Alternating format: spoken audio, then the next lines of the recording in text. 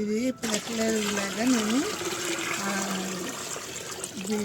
పప్పు కడిగిన నీళ్ళు, బియ్యం కడిగిన నీళ్ళు అన్నీ కలిపి వారం రోజులు పావు కేజీ బెల్లం వేసి ఒక రోజంతా పురవ పెడతా. మరుసటి రోజు మొక్కలకి ఇస్తా. అవి బాగా బలం చేసి బాగా పువ్వులు బాగా పోస్తాయి. అంతేనా? దీంట్లో నానబెట్టిన బెల్లం, పప్పు కడిగిన నీళ్ళు, పప్పు తుక్కు అంతా కలిపి అందులో ఒక లీటర్ నీళ్ళలో 10 లీటర్లు మామూలు వాటర్ కలపాలి. ఇది మొలక చెట్టు. ఇది కూడా నేను కుండీలోనే పెంచుతున్నాను. అది దీనికి కూడా అదే ఇస్తాను. కిచెన్ వేస్ట్ అంతా వీటికే వేస్తాను. ఇది పుదీనా. ఇంకా ఎక్కువ ఉండేది, ఇప్పుడు అవి మొన్నే కోసిస్తాను. ఇది గుంటకలగరాకు. ఇది గుంటకలగరాకు తలకు పెట్టుకుంటే తలకు మంచి పని చేస్తుంది, నల్లగా ఉంటుంది, జుట్టు బాగా పెరుగుద్ది. వీటికి కూడా అదే ఇస్తా. ఒక్కొక్కసారి పట్టికి కూడా కలుపుతా. ఇదే దీంట్లోనే. ఇది పచ్చిమిరపకాయల చెట్టు. ఇది కుండీలో కూడా నేను కుండీలో పెట్టకుండా ఏది పడితే అందులోనే పెట్టేస్తాను. అన్ని కుండీలోనే ఉపయోగిస్తాను. ఇదేమో టబ్బు ట్రే అన్నమాట. ఇగో పచ్చిమిరపకాయలు అన్నీ కోసిస్తాను. ఓరమిరపకాయలకి వేసాను కోసి మజ్జిగలో. అయ్యో ఎండుతున్నాయి.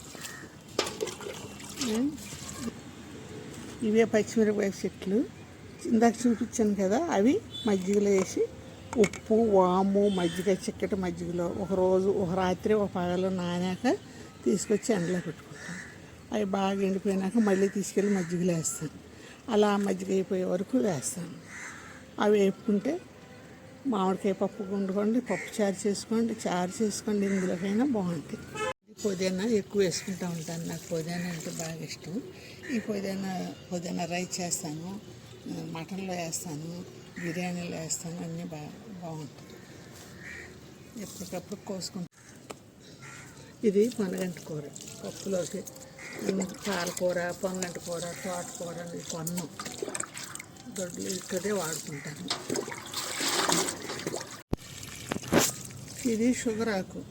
ఇది ఒక ఆకు వేసుకుని ఒక గ్లాసు నీళ్ళు ఒక 6 గ్లాసు వరకు మరిగించుకోవాలి.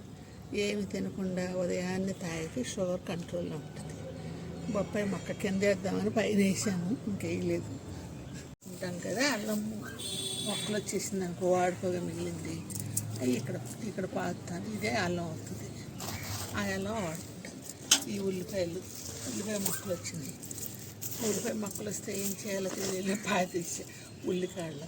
ఈ ఉల్లికాయలు అప్పుడప్పుడు తీస్తాను. కోడిగుడ్డు పొట్టులోను, చేపల పులుసులోను వేస్తాను. నూనె కోసేసాను.